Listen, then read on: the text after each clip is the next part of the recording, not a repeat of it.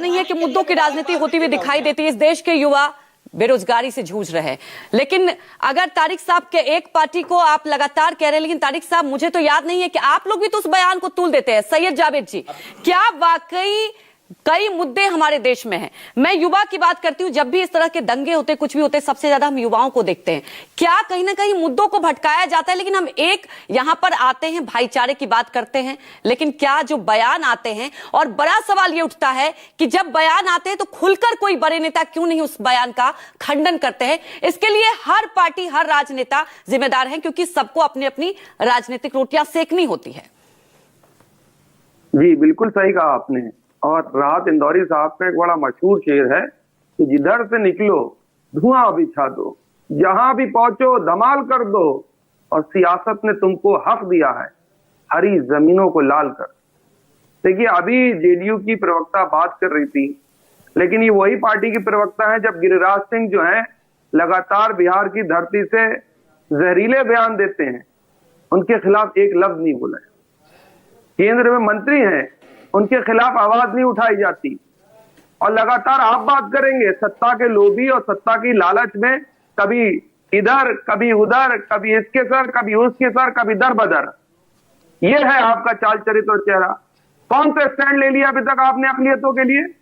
आज फिर हो जाएगी, फिर कभी जो है पैर छू लेके जा करके और फिर द्वार पे चले जाएंगे, वो धक्का करके बाहर निकाल देंगे आपको कि आपके लिए हमेशा हमेशा भारतीय जनता पार्टी के दरवाजे बंद हो गए। उसके बाद फिर पहुंच जाएंगे दर पे। अरे कितनी बार धक्कारे जाएंगे? और इस बार ऐसा जनता बिहार की धक्कारेगी कि आप सत्ता में आएंगे नहीं।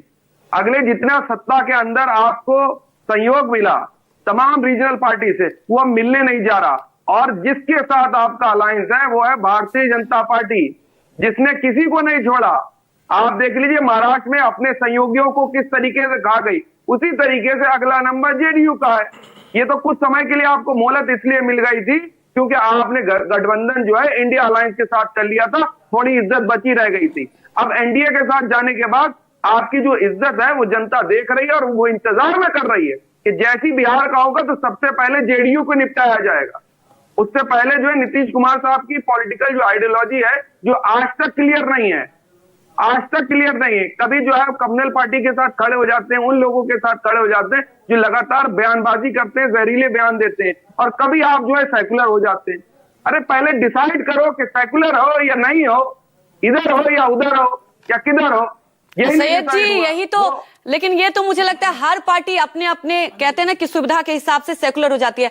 सौरभ जी का भी रिएक्शन। अनुप्रिया जी बहुत देर से कुछ ठीक है, पहले सौरभ जी आप बोलें, फिर अनुप्रिया जी। मैं आपको बोल दे रहा हूं, ये तो वक्त के साथ हर कोई यहाँ पर सेकुलर का परिभाषा। भाई आपने 10 सेकंड में और जहर मत फैलाओ, जितना जहर फैलाना था फैला लिया, अब 10 सेकंड और जहर फैलाने के लिए नहीं मिलेगा। देखिए मोहम्मद तारिक साहब को एक बात समझनी पड़ेगी कि समाजवादी पार्टी में एक बड़े नेता जो उनके महासचिव थे, लगातार सनातन को गाली देते थे, हिंदुओं को गाली देते थे, रामचरितमानस का अपमान करते थे और उसकी प्रतियां फाड़ फाड़ के जला रहे थे। यही अखिलेश यादव जी हैं जिन्होंने 1.5 वर्षों तक उनको इस तरह से हिंदुओं का अपमान करने दिया, सनातन का अपमान करने दिया, रामचरितमानस का अपमान करने दिया, और पार्टी से नहीं निकाला। दूसरी बात देखिए, अभी सैयद जावेद कह रहे हैं, कोट कर रहे हैं राहत इंदौरी जी को, क्या कह रहे हैं? हरी जमी को लाल कर देंगे। इसी तरह का जो आपने प्रश्न किया ना कि ये युवाओं में इतनी तेजी से जो ये चीजें जो दंगा भड़काने में शामिल क्यों होते हैं, यही बात है। जब ये लोग कोट करके ऐसे शेर शायरी पढ़ते हैं राहत इंदौरी जी के, जिससे कोई भी राजनीतिक वास्ता नहीं है वास्तव में आज की डेट में, तो ये लोग वहीं कूद के आते हैं। क्यों? क्योंकि मैं मानता हूं जो मैच्योर मुसलमान है वो वास्तव में ये जानता है कि होली के त्योहार हमारा भी है, हिंदुओं का भी है, भाईचारे का त्योहार है। लेकिन जिन लोगों के अंदर ये जहर भरा जाता है कि आपके ऊपर रंग फेंकने से आपका जो है जो धर्म है वो बदनाम हो जाएगा, आपका जो है जुम्मा वो खराब हो जाएगी, इस तरह के लोगों को जब कुछ लोग पाठ पढ़ाते हैं और उन पाठ को सीख करके युवा जो निकलते हैं और इस तरह की शेरो शायरी करते हैं, यही है जो पूरी तरह से एक जड़ का काम करती है और समाज में सांप्रदायिक भावना के खिलाफ जो है माहौल बिगाड़ने का काम करती है। पहली बात। दूसरी बात देखिए, जदयू की बात आई, जदयू में नीतीश कुमार जी को लगातार नीतीश कुमार जी को लालू यादव जी ने कई बार अपने पास बुलाने का प्रयास किया। नीतीश कुमार जी ने क्या कहा?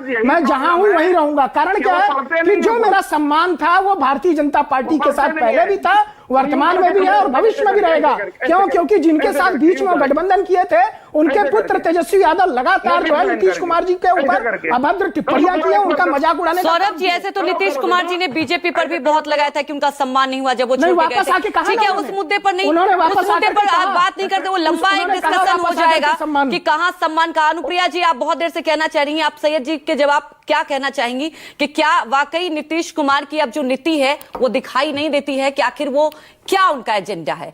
क्योंकि एक तरफ तो आप कह रही हैं कि नीतीश कुमार हमेशा से धर्मनिरपेक्ष की राजनीति करते हैं, लेकिन क्या अब वो दिखाई देगा अभी आने वाले चुनाव में?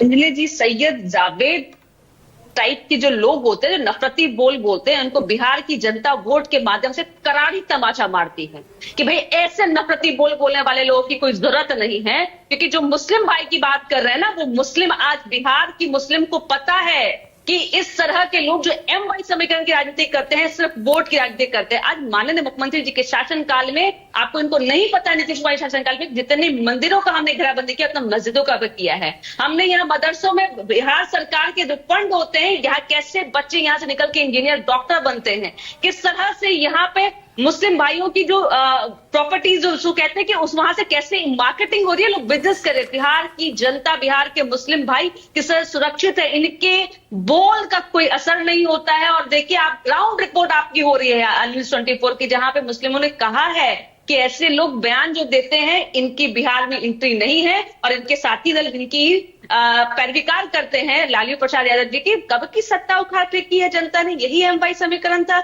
मुस्लिम भाई करते थे, अरे भाई देश सभी का है, बांटो नहीं तो जनता आपको अच्छे से बताएगी। और तमाचे मारती भी जनता, सीखते नहीं हो, लेकिन नफरती बोल मत। तारिक साहब, मैं रिएक्शन अभी वक्त की कमी है नहीं ले पाऊंगी, लेकिन मैं यही कहना चाहूंगी, होली का अगर बात की जाए, भाईचारे का त्योहार है और होली हमें यही सिखाती है कि हर रंग जीवन में जरूरी है, क्योंकि वो सुख का भी हो सकता है और संघर्ष का भी हो सकता है।